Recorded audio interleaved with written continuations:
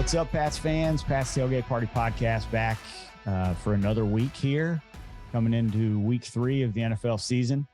We don't do the bit anymore, I don't think, about what episode is. I don't even know if anybody on this. Yeah, Andrew, Mike knows. He knows. He's 22. Season 2, episode 2.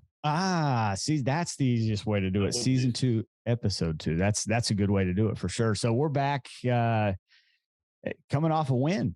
Yeah. I think, you know what? I'm going to clear the floor. Just going to clear the floor here. We had some predictions last week. I think this is a good place to start. So we had some predictions last week about what we thought was going to happen in the game. And first thing, all of us except one person on the podcast picked the Steelers. What a nightmare that was from a prediction standpoint. I guess we all forgot Mitch Trubisky was their quarterback. But then we also had somebody that nailed the prediction right on the dot. So without further ado, Andrew Lakis, the floor is yours. Step right up. No, I mean, I got lucky. The thing I will use this for is a shout out to Greg Bedard and Boston Sports Journal. If you're not signed up for Boston Sports Journal, you absolutely should be. Best Patriots coverage by far. Covers Celtics, Bruins, and Red Sox as well. I'd read Greg's article earlier in the week that it said, while the Patriots offense is struggling, it is not as bad as Mitchell Trubisky and the Steelers. And boy, was that, clairvoyant, because Mitchell Trubisky was as bad as advertised. And so, here we are, 1-1, heading into a big game with the Ravens. Yeah, man. That's nice. Well done. Well done on the prediction. And to your point, you will be smarter as a Patriots fan if you go to Boston Sports Journal right now and sign up for it, because it is the best. It literally is the best coverage you can find. So let's go around the horn. Andrew Lakis introduced you. That's about as good of an intro as you can have, nailing the pick, right? That's right. Doing well otherwise today? I'm great, man.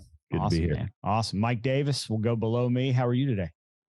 Mike Davis, Mike and Stoneham on BSJ. And as usual, I am fantastic. Awesome. Very good. And then Doug Lakis down to the right with the Pats paraphernalia behind him. How are you today? Hey, Mike. Hey, guys. Glad to be back. Enjoyed it. Coming back 1-1's a whole lot better than 0-2. That's absolutely right. Absolutely right. So on there, is that a new Patriots? Yeah, what is that? Let me see that. What is that? That's a fishing hat right there. Is that a fishing hat? What is that? That's the Easter scythe. That's the new Easter scythe hat. All right. Very nice. Very nice. Mike, you mentioned it, and it's something we forgot to do. We were a little rusty last week. Pat Sox, Celts Brews on BSJ. Andrew, you are. Yeah, winter coats. Dad? Coach Stronomus. I changed it. Mike gave me a name. I put it on there. Awesome. Look at that. Perfect. That's awesome. All right. Well, let's jump into the game. Let's break it down a little bit. We'll just go into first thoughts. I mean, Andrew, I think you gave a couple that are pretty spot on. Just being that it was, I'll start. So offense still struggling from time to time. It was a bit of a grind, which, to your point, Greg talked about before the game. I think the other piece, though, that really stood out to me is, and I know we made the joke about Mitch Trubisky on the other side. They're bad. Their offensive line's bad. But, there's been times where we've played teams like that have been bad that the Patriots haven't been able to take advantage of it. And I think what we saw on Sunday was a Patriots team defensively that's maybe faster and better than we think, that took advantage of a weak offensive line and a bad quarterback. So that was my initial thought as a fan. Was I was really excited to see a team go on the road and win a game like that in a hostile environment and the defense play the way they did. I just thought that was really awesome as a fan. So that's my first thought. I mean, I'll open it up and see what you guys thought. Well, I just going into the game, I was concerned. I wanted to see how they responded to the week before in Miami. And my biggest question was the offensive line and how would they come around after week 1, and whether or not the head coach would get more involved in the offensive game plan. Both of the answers were positive, I think, as was evidenced with Belichick being in every meeting on the sideline with Judge, with Mac Jones when he came off. Billy Yates coming down and being with the offensive line the entire game, which I think was key. And the offensive line, I thought, played, as Bedard said in his podcast, they played very, very well. There's still room for improvement, but I think they really showed a lot from week 1 to week 2. And I think the coaching staff showed a vast improvement as well. And I don't want to be the hot take guy, but I would agree that I think the offensive line stepped up. And I feel like we were looking at Daniel Jones out there and not MacBook Pro way too many times. Mac Jones had that guy opening up, and he didn't have confidence that his offensive line was going to hold the ball, hold him a pocket long enough to make that play. And so many times it just looked like just give it that half second more and that play was going to open up. So as I said, I felt like we were looking a little too much at Daniel Jones and not enough at Mac Jones. And I'm kind of hoping that's going to come around in the next couple of weeks. Not to dump a bucket of cold water on your hot take, but that's 2-0 Daniel Jones leading the That's right, baby. Danny Dimes. His reads, man. You saw those reads. Well, Mike, it's Daniel Jones guy. It's listen, I think, and Andrew, I want you to get in. But I think that, again, as a fan, I'm just going through the brain. I'm not a quarterback and never played high level football, so that's why it's a fans podcast. But one, hot takes are always welcome, Mike Davis. First of all, second of all, when you almost thought it was Sam Darnold, by the way.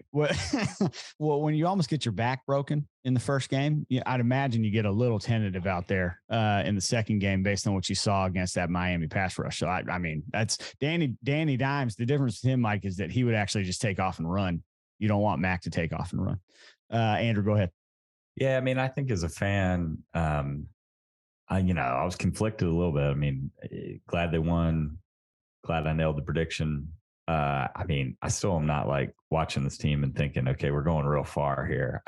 If there's a silver lining, I thought I maybe saw a little bit of an identity shaping. Like this could be a game plan team. The defense followed the script pretty well, and took away what the Steelers wanted to do and kind of, dictated on that side of the ball. And then I think offensively, they ran it really well. And if they can get the line play and run like that, then I think, they're going to be a little bit more competitive than I thought after week one. And honestly, the defense, I know you can't use the transitive property in the NFL, but, that's a Miami team that absolutely just sliced and diced the Ravens. And the Patriots, I held them to 13 points. I mean, the reality is they largely minimized the damage from Waddle and Hill. And, I think that's probably a good sign. Like, I think if they can run the ball, play good defense, take away the big plays, like they're probably going to be more competitive than I thought a week ago. Like that's my takeaway right now. So I'm not ready to call this a playoff team, but I also don't think it's going to be a year's worth of bad football watching.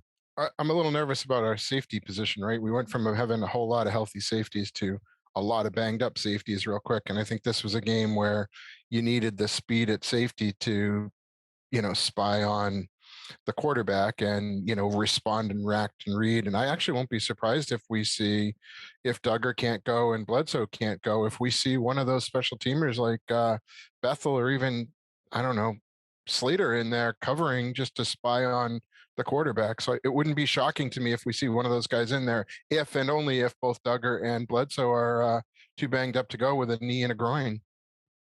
Dad, I saw your eyes get real big there when Mike mentioned spy. We haven't gotten into the Ravens game yet, but it's our podcast. We can bounce around how we choose. I think you and I had the same thought. Well, I mean, I was listening to Bedard again the other day, or actually reading an article, and he talked about the significance of Duggar injury if he can't play, because he's the one guy athletically that probably can do that more so than the other guys. I'm not a big fan of spying on somebody because I think it takes away from the rest of the scheme on defense. I mean, I think you're paying attention though. But anyway, I hope something is healthy enough to do that if that's what they plan on doing. But going back to the Steeler game, I did take a lot out of that final drive because I spoke last week about the Patriots are a power football team, a power running football team, and I'd like to see them go back to what they know. I think they did that, especially on that drive. And I don't care who you're playing against in the NFL, when they know what you're going to do and you do it, and you do it in the last, 6 minutes of the game and end the game. Yeah. I mean, that's something you can take something away from that. That's a big I hope they continue along those lines. They're not ever going to be a slinging around bunch. They don't have that kind of those weapons and so on. So I take a lot out of that last drive. I mean, this is again a fan talking. I think that's a great call. Is it me or do I don't know why, but I want to see more Ramondre out there, man. I don't see enough Ramondre. Like literally, this is like you want to talk hot take, Mike. I mean, this is just like emotion city, which, you know, perfect storm over here. But like, I like Damian Harris. He's good. He's not Ramondre's better running back. Like I want to see him on the field more, especially down by the goal line. Fantasy football and all this crap aside, like Ramondre Stevenson is like, he's patient. He literally looks like Le'Veon Bell from 14 years ago when he's down there. Andrew, you said the same thing on Sunday. You were like, yes, sir. Let's get him in there. Mike, how many times did Mac check down to Jacoby when he had Ramondre wide open in the flat, who could have really done some yak afterwards? When you look at it, it was like he panicked. He has the check down, and you had Ramondre wide open in the flat because they were ignoring him. He was chipping his guy going in there, and the Steelers weren't even accounting for him half the time. I know. So I totally agree with you. And again, just a fan take, but you watch some of that video, and it's like, wow, that guy was wide open on the check down. By the way, speaking of Jacoby, that Joker is a mother effing alpha. I love that cat. And maybe it's because of my NC State love, and now he's a Patriot, but he is I don't wear jerseys anymore. Andrew, you want to give me one for Christmas or something? I'm all in, baby. I'll rock that thing. I don't know. I love Jacoby, man. He is just steady Eddie out there. I said it a couple of times during the game last week. I really love to go back kind of old school and see Stevenson and Harris in the backfield at the same time. That creates a nightmare on the other side of the ball. So they ran. What was that? What formation was that, Dad? It wasn't the wishbone, but it was like a two back. It wasn't the pro set, because pro sets, you know, near and far, and they line up one behind the quarterback and one to each side. But it was actually a balance formation that they ran where they were back there. But I'm trying to remember. I couldn't remember the name of the formation, but it is an old school one.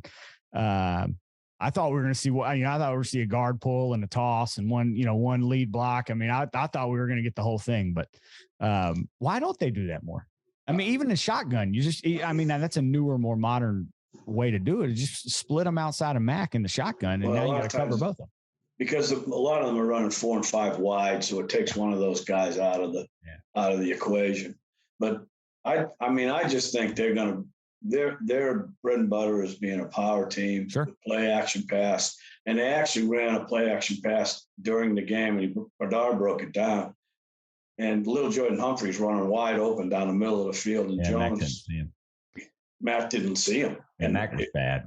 He wasn't good. And again, I'm going to go back, Mike, to your take, Mike Lakers.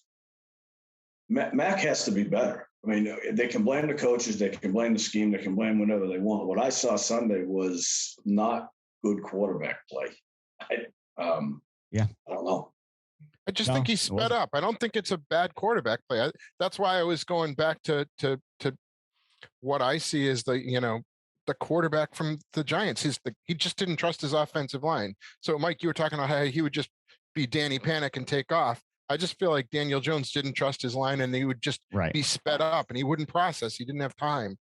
What did they talk about all last year? Mac Jones, MacBook Pro, processing, making the right read. And that's what we're not seeing. Well, that's just frustrating. I think you have to, when you have a MacBook Pro, this is going to be a terrible analogy, but when you have a MacBook Pro, you got a power charger, right? You got a cord to plug in, and that was Josh McDaniels. I think he's going to regress a little bit because he's got two guys that aren't offensive coaches that are probably leading the way a little bit for him, Mike. Like, I think that's probably going to happen, right? Like, I think having McDaniels as your brain trust when you're a rookie, Bedard talks about this all the time. The worst thing for a young NFL quarterback is changing coordinators often. Yeah. And so now they change the coordinator, and you're going to see a bit of regression. Hopefully that turns around though. I think the biggest thing from a fan perspective, and I noticed this last year, less with Cam, honestly, 2 years ago, just because it was such a different offense. I still just don't have confidence that when Mac's dropping back, good things are going to happen. Like they do oftentimes, but after watching Brady for 2 decades, it just is, there's a little bit, it just doesn't feel smooth. And I am not yet at a place where like I anticipate good things. I'm worried that the bad things are coming. And even when they do complete a pass, I can't really put words to this, but it's kind of a weird feeling of like, oh, thank goodness they completed a pass. Whereas in the past, yeah, you'd be mad at an incompletion. Like if Brady missed, if a play wasn't caught, you'd be like irritated. And so it is a completely different fan experience. Or Brady would throw it into the ground on purpose because he didn't want to complete the pass. Like you had such control of everything, you know? Yeah. I feel the same way. When they come out of the huddle, break the huddle, line up on the line of scrimmage, hey, I'm waiting for a false start.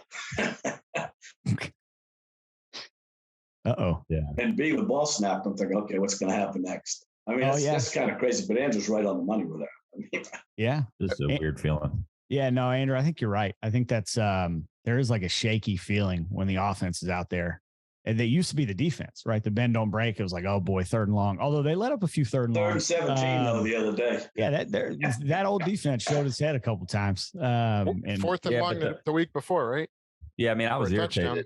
Well, and they can't do that. I mean, they got to work. Hopefully, they're working on that this week. But I will say, in better understanding what they were up to, you know, it's bad execution. You got to get out. You got to get outside and a little higher, faster. But it was honestly part of the game plan.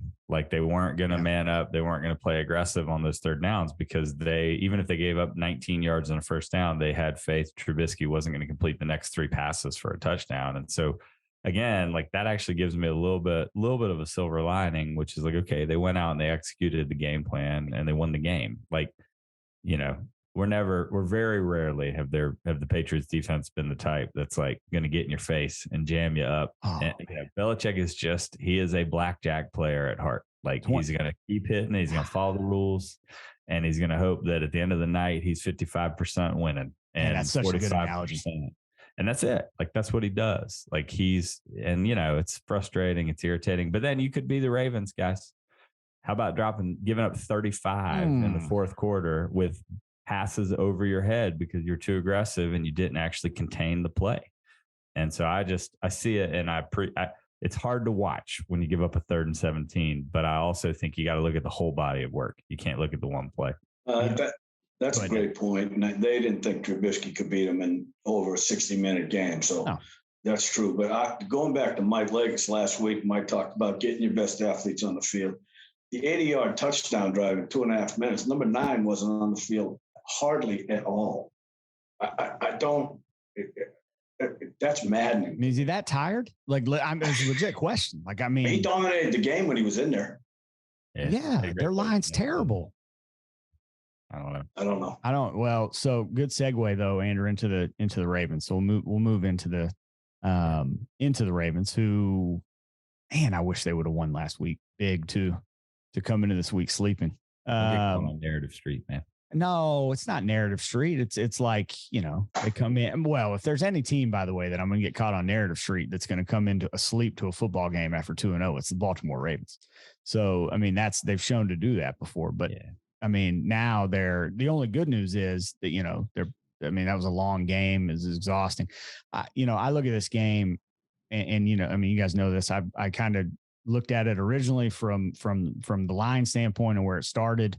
I believe it started as a pick and has moved to +3 for the Patriots, which is interesting. It makes sense. A lot of money's on the Ravens. So it sounds like sharp money is also, but I don't know, you know, I've been praying all week for some sort of nor'easter or hurricane or monsoon to come into Baltimore, like we've gotten blessed with the last few times we've played them. Foxborough. Yeah.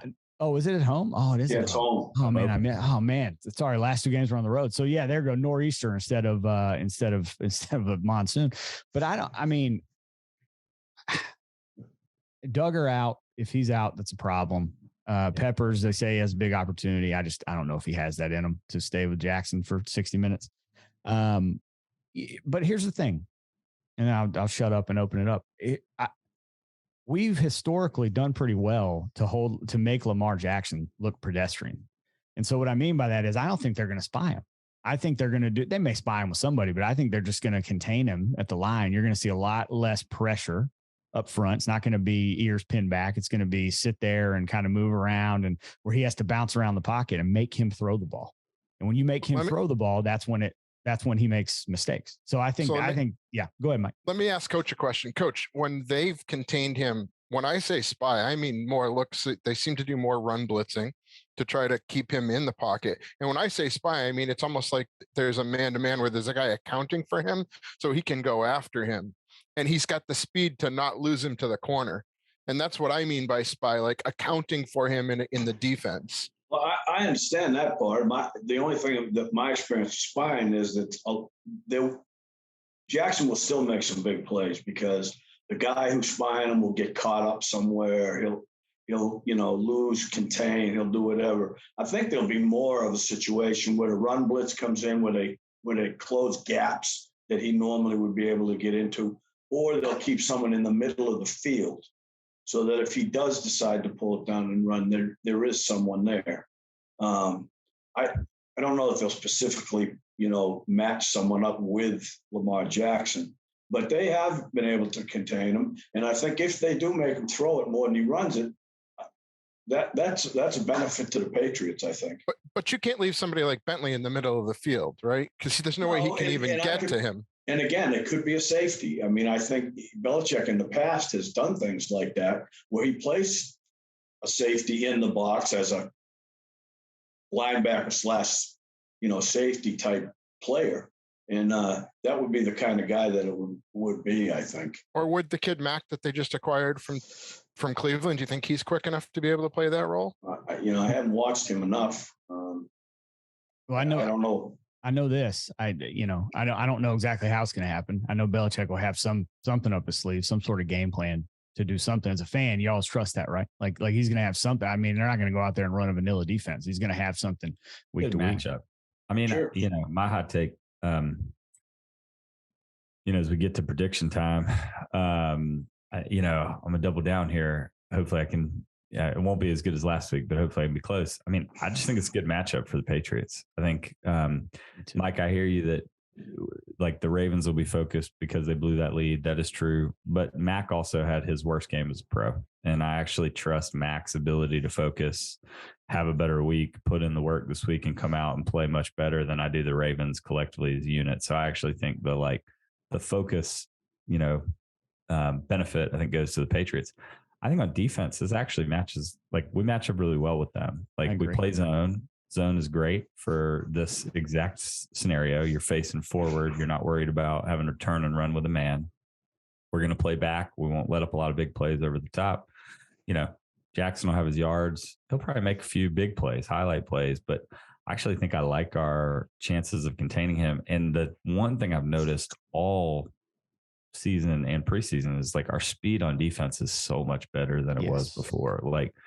Bentley aside, the linebackers can move, the safeties can move, Jack Jones and Marcus Jones bring some speed. I actually think this is a good matchup for the defense. I wouldn't be surprised if we, contain them, minimize the damage. And I actually think it's a decent matchup for the offense too. I don't think Tua is great. Obviously, we don't have Waddle and Hill, but we do have more playmakers than we've had in a long time. I'd look for Bourne and Aguilar to be able to get loose for a couple big ones. I don't think Mac will miss the wide open guys this week when they do that bang run action. I think I like the Patriots. Go 23-20. I think they win by a field goal on Sunday. All right. Love it. Dad? Patriots win 24-23. 24-23. Mike Davis? I guess I'm going to play Missouri this week and say I want to see it first.